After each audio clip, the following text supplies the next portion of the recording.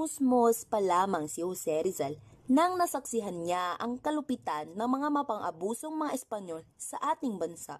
Sa katunayan, isa ang kanyang ina sa nabiktima ng mga ito. Si Doña Teodora. Si Doña Teodora ay nabilanggo dahil sa maling pag-aakusa na di umanong nagtangkang lasunin ang asawa ng sariling kapatid ni Jose Alberto. Ang mga masamang karanasan ni Jose Rizal sa mga Espanyol ang nagpasiklab sa kanya na mag-aral ng mabuti at simulan ang pagsusulat ng kanyang mga nobelang Noli Me Tangere at El Filibusterismo. Sa pagsusulat ng mga nobelang ito, nais niyang ipamulat sa kanyang mga kapwa Pilipino ang kasakiman ng mga Espanyol. Ang Noli Me Tangere ang unang nobelang naisulat ni Jose Rizal. Siya ay 24 pa lamang at nag-aaral pa ng medisina nang simulan niya ang pagsusulat ng nobelang ito noong taong 1884 sa Madrid, Spain. Ipinagpatuloy niya ang pagsusulat sa Paris, France noong taong 1885 at kanya itong natapos sa Berlin, Germany noong taong 1887.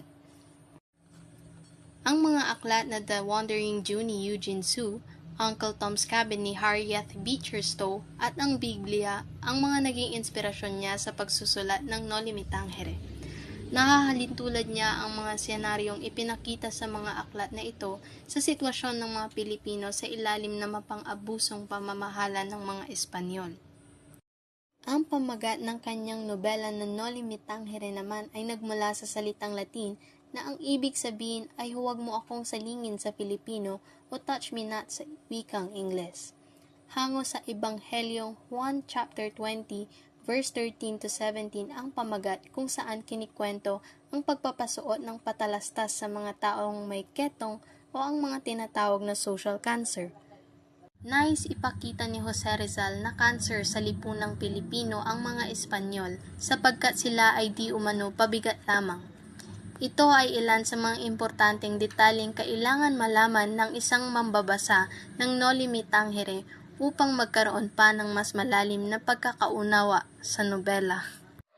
Noong una, binalak ni Jose Rizal na magpatulong sa mga kababayang Pilipino sa pamamagitan ng pagsusulat sa kanilang mga karanasan tungkol sa kalupitan ng mga Espanyol.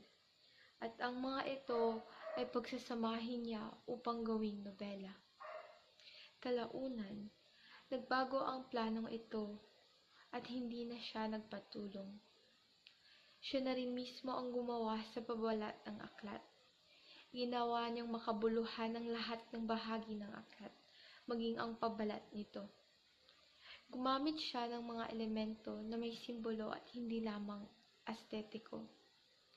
Ginawa niya lahat ng proseso mag-isa mula sa pagsusulat hanggang pagdedesenyo. Talagang kahanga-hanga nga naman. Sa kabila ng lahat, nakaranas ng batikos mula sa mga Espanyol si Jose Rizal dahil sa isinulat na Noli Me Tangere. Gayunpaman, siya ay nagpatuloy dahil hinikayat siya ng kanyang pinakamatalik na kaibigan na si Dr. Ferdinand Blumentritt, isang Austrian na guro at kapwa manunulat, na ipagpatuloy ang nasimulang nobela. Isinalin rin ni Dr. Ferdinand ang nobela ng kanyang kaibigan sa wikang German. Sinuportahan niya ang kaibigan sa pagsusulat ng Noli Me Tangere. Kalaunan ay natapos rin ni Jose Rizal ang pagsusulat ngunit wala siyang sapat na pera upang mailimbag ang nobelang kanyang pinaghirapan. Buti na lang at may isa pang kaibigang sumuporta sa kanya, si Maximo Viola. Siya ang nagpahiram ng salapi kay Jose Rizal na nagbigay daan upang makapag-imprinta siya ng 2,000 sipi ng nobelang Noli Me Tangere. Matagumpay ang paglilimbag at agad itong lumaganap hanggang sa makaabot ito sa mga Espanyol.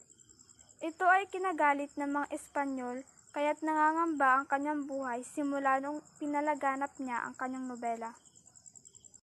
Matapos ang paglilimbag, umuwi si Jose Rizal sa Pilipinas sa kabila ng mabantang kinakaharap. Lubos ang takot ng kanyang pamilya sapagkat maaaring mapahamak si Jose Rizal kapag siya ay umuwi. Ngunit siya ay umuwi pa rin dahil sa ilang mga kadahilanan. Una, nais niyang paoperahan ang nalalabong mata ng kanyang ama. Ikalawa, upang malaman kung bakit hindi sumasagot ang kanyang kabiyak na si Leonor Rivera sa kanyang mga sulat mula 1884 hanggang 1887. At panghuli sa lahat ay gusto niyang makita ang epekto ng kanyang nobela sa Pilipinas at sa mga Pilipino. Upang maiwasan ang anumang trahedya, binantayan at protektahan siya ni Teniente Jose Tavel habang siya ay nasa Pilipinas. Sa kabutihang palad, muling nakaalis si Jose Rizal mula sa Pilipinas noong Pebrero 1888 at naglakbay sa Hong Kong, Japan, San Francisco, New York sa US at London sa UK. Habang nasa ibang bansa si Jose Rizal at malayo sa mga kaaway, ginugol niya ang kanyang oras sa pagbibigay tugon sa mga batikos na natanggap. Isa sa pumuna sa kanya ay si Fray Rodriguez. Sinagot ni Rizal ay praile sa pamamagitan ng isang satire na pinamagatang La Vision de Fray Rodriguez. Naging matalino si Jose Rizal sa pagsagot sa mga kaaway niya. Talagang naging matagumpay si Jose Rizal sa kanyang unang nobelang No Limitang Here. Ngunit hindi dito nagtatapos ang misyon niyang pagpapamulat sa mga mangmang na isipan ng mga Pilipino. Pagkatapos ng No Limitang Here ay sinimulan niyang isulat ang El Filibusterismo na siyang lubusang nagtulak sa mga Espanyol na dakipin si Rizal at patayin. Dahil sa tahasang paglalantad ng maruming gawain ng pamahalaang Espanya sa Pilipinas. Ito'y ating mapag-aaralan sa susunod na pag-aaral sa Filipino. Ang No Limitang Here ni Jose Rizal ay mahalagang akda na nagdudulot ng malaking pagbabago sa puso at isipan ng mga Pilipino tungo sa pagsulong ng kanilang nasyonalismo. Sa pamamagitan ng kanyang galing sa pagsusulat, nagawa ni Rizal na liwanagin ang mga mamamayang Pilipino tungkol sa mga pahirap na dinanas ng mga Espanyol sa bansa. Bagamat hindi siya kabilang sa mga sumapi sa digmaan tulad ni Andres Bonifacio, nagawa ni Rizal na maghatid ng pagbabago sa pamamagitan ng mapayapang paraan. Ang No Limitang Here ay nagsisilbing daan upang magkaisa ang mga Pilipino at ipahayag ang kanilang hangarin para sa kalayaan at sariling pamamahala. Sa pamamagitan ng mga kwentong puno ng kahabagan at kagitingan, nahihatid ni Rizal ang mga suliraning panlipunan at politikal na hinaharap ng bansa. Binigyang halaga niya ang panitikang ito bilang malaking kontribusyon sa pagtatatag ng ating pagkakalinlanlang bilang Pilipino. Sa pamamagitan ng No Limitang Here, nahimok ni Rizal ang mga Pilipino na kumilos at maghanap ng mga paraan upang labanan ang pang-aapi at pananakop ng mga dayuhan. Ipinakita niya ang kahalagaan ng pagkakais